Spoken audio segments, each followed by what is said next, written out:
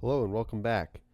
Today we're talking about the Z-52 and why it's my favorite destroyer even to this day in 2025. Why I still enjoy this ship. So today I have a few videos for you. I think two replays. The first one, it's both of these are solo, by the way. Both of them are 100K games. Well, the second one is a record, a personal best for me in this 52. Anyway, this is the really, I think it's the only tier 10 that I feel really comfortable playing by myself. It just vibes with me so well. I feel really confident playing it by myself, and I mean, I'm not a really fan of tier 10. I mean, I don't play it a whole lot. My favorite tiers is tier 7 and 8. Despite the Atlantico spam, I still enjoy 7 and 8 a whole lot. Some of my favorite ships are at that tier, like West Virginia, Atlanta, Brutsia, Grom, Bliskovica, and others. So why am I not including Z-46 in this video today? Well, personally, I haven't been playing 46 a whole lot. Whenever I play tier 9 these days, it's just to grind tier 9. I mean, heck, you have to deal with a super ship spam now, and you only get one smoke with 46. So how does the Z-52 stack up against its competition these days? In 2025, the Z-52 has the best AP DPM for tech line destroyers. Gdansk has like 60k HE DPM, and of course it only gets HE. That ship is just on a whole different level, man. Z-42 has 60k AP DPM, but that's a very rare premium, so I'm not really counting that. So Z-52, it still has the best AP DPM for non-premiums. And with that AP, you can do exactly what I'm doing right here in this clip, which is bow snipe battleships and do 2,000 damage about per salvo. And that damage adds up pretty darn quick.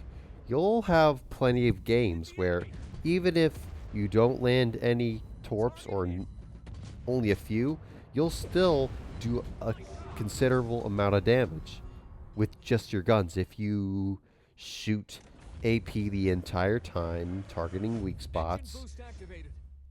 And the AP is so good that you'll Citadel stuff reliably and have full pens on carrier decks like what I'm doing right now. This is just farming right here. Another great thing about Z-52, and especially because it's German, is that it gets access to higher level of sonar than your typical destroyer. So it's got sonar 2, which allows you to spot stuff in smoke from, I think, 5.5 kilometers out, which makes it a great cap contester. So if you want to, you can rush a smoke, or rush a cap, pop your smoke and your sonar after you see something, and then if it doesn't have sonar or radar in turn, just bully the shit out of it. And then there's your easy first kill and easy 25k damage. That was satisfying. And watch this Shimakaze about here. They're about to just absolutely eat it. I feel like Shimakazes and Gearings are some of my they're my favorite targets to go after because they have like no chance, absolutely no chance against Z-52. Oh, the poor Shimakaze. It's still really popular, but it's just not. It's not a good destroyer in my head in 2025. It's just the classic torp boat, and I'm not a fan of it. If it had better gun power, I'd be a huge fan of it. If it like had gearing levels of gun power, sure. But no way that guy's gonna get away from this raw DPM that I have. All right, 103K. You think that's okay? Really, that's actually kind of, that's pretty solid. But it's nowhere what I've got in store for you next. I am not a Unicum player by any means, but I always just go. I'd rather have a win than have a crazy high damage score and lose. Actually, I really feel like I go for kills more than damage these days because of my. I might want to. I might flaunt my stats in Z-52 nowadays. I'm so proud of that ship. All right, so here's the high damage game I'm talking about. I was thinking of putting a 130K game in instead of the first one, but I mean, I kind of made a huge misplay. So, but anyway, this one went really well. This is like the easiest 160K ever. So you'll see what I'm talking about. It just kind of happened here. First off, you've got a Yamato that's just going straight in, not even really paying attention to what's going on. I'm not shooting, so I'm not detected, of course. He's just going to eat all of those. Actually eat all of those. All 8. And looks like that flood's going to stick, actually. Nope, no, it's not. But we're going to get a... Reload's almost up. That legendary mod is really nice. It drops it down to 45 seconds instead of, I think it's like 50. 52. And you got 8 torps, so, and they don't do a ton of damage. So, you can, I guess they can be treated like, you know, your EU torps, your Swedish torps. Ones that are really fast, have a quick reload, and they have a high flood chance. But of course, these aren't those. They don't have a high flood chance. Again, not even caring that I'm here. Completely oblivious. And there's a fire and a flood. Ooh, what? He's using HE? Yeah, these guns have the same fire chance as a Fletcher and gearing, of course. They just don't have the alpha damage of those shells.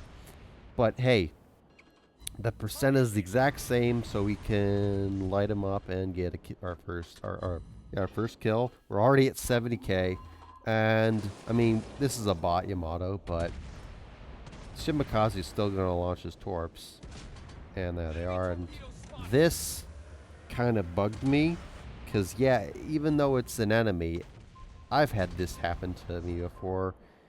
That's called desync, and what us 2018 players like to call magnetic torps. Torps that visually didn't hit you, but still did damage. I'm just gonna play the Richelieu game of just, I mean, I smoked up, but I'm just farming stuff. Once I leave the smoke, I'll be playing the Richelieu game, just sitting front on and just shooting his front and back. But yeah, this is going to be another easy kill, already at 93K. Looks like we aren't going to play the Richelieu game. Just a bunch of paid actors today, huh? Yep, and that's that one. We're already at 109. Game is a little bit more than halfway done. Usually at this point, I'd be at like 40K if I had your average solid game where you get 80K. So we're gonna fast forward a little bit. Now, looking back at this replay, I could have gotten a lot more damage than 160 if I would have just rushed this bot Iowa. Because look what it's doing. It's doing a bot turn, completely cutting my damage there, and then I have a Schlieffen just YOLOing in Christmas tree Schlieffen. Merry Christmas, mother trucker. Yeah, he's gonna get right in front of me and then torp him, but I'm gonna get the last laugh because I get a snag from him. And now we've got it for mods. We're at 124. 40K at least. I think, what is it? Vermont has like 60K HP or something. 65, I think. Plus all that healing, you can get easily a tank like at least 90K in that ship if you build for it. And I would know because I have Vermont. It's an awesome ship. So yeah, we're gonna try to hopefully we can get all 8 to hit this time. That's broadside. Yep, there's 8. We're at 140, 50, 51. Just shooting the bow, continuously getting more and more. Gearing's just gonna rush and ruin it for us, of course. And not 160, but close. So yeah, that was easy. That's what people call a blowout, honestly. Hey, so thank you for joining me till the end of the video. And I have a little treat before I go over equipment and commander skills and all that. So in December, I ordered a 3D kit, a 3D model of Z-52, and it is made out of resin. So it was made in a 3D printer, and it's 1/700 scale, and I haven't decided to build it yet, or really paint it, because there's not a whole lot to build. You just plop the turrets on there. The superstructure's already there. The funnels are there. The secondary tower is there.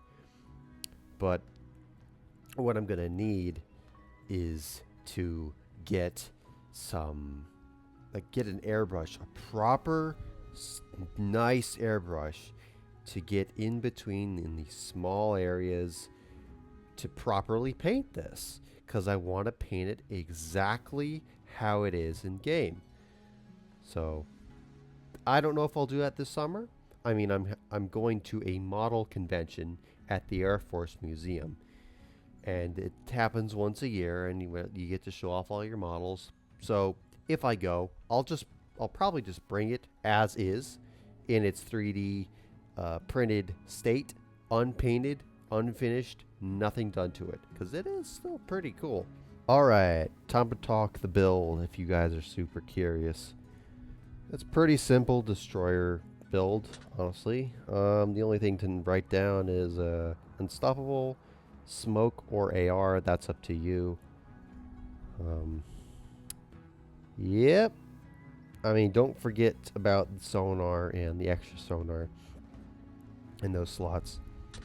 Oh, I mean, I could talk quickly about this or this. I do this one because you can choose the extra smoke later and then go for this one. Nope, no, I mean this one.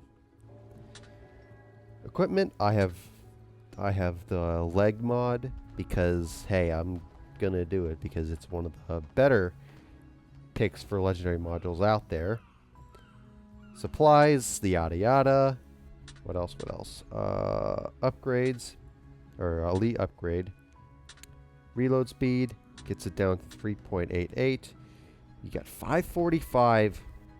That is 6 guns. That's 3,200 damage max per salvo, which is pretty insane considering you got a ton of other choices to choose from. I mean, yeah, you have a Virgilio. That's like 4K sap, which is crazy. And I actually really like Attilo. Might do a video on that some other time when I get to it, when I actually decide to tier 10 again with my buddies. What else? I'll show you my stats on it, since I rarely do that, and try to stay humble about that. So yeah, almost 200 games, AK 8.0 KD almost. Average kills per match 1.81. That's why I said it's one of my more comfortable ships at tier 10, because I know that I'm in control of everything. And we see why with your gap between torp range and your surface detect, because I have it built for concealment. So you play this. It can be played as a hybrid, but you lean toward the side of a gunboat. And you play like an asshole Richelieu player when possible or when you need to. Bow in, just shoot weak spots. If we're comparing it to comparing it with Torps, here you go. Here's your legendary mod in fact playing a factor here. 73 knot Torps. Remember that increases your Torp speed and decreases your reload speed down to 44 seconds. That's really handy because once your Torps are all out at max range, you've got like 15 seconds till they're reloaded again. Talk guns, 388, and you can get down to 3.6 and then 3.55 if you have like max AR, everything's procced, including level 15 skill. So that turns it into an absolute menace, and you can get it up to 56, I think. So yeah, that's Z-52. Hope you guys enjoyed the video today. I will see you guys later.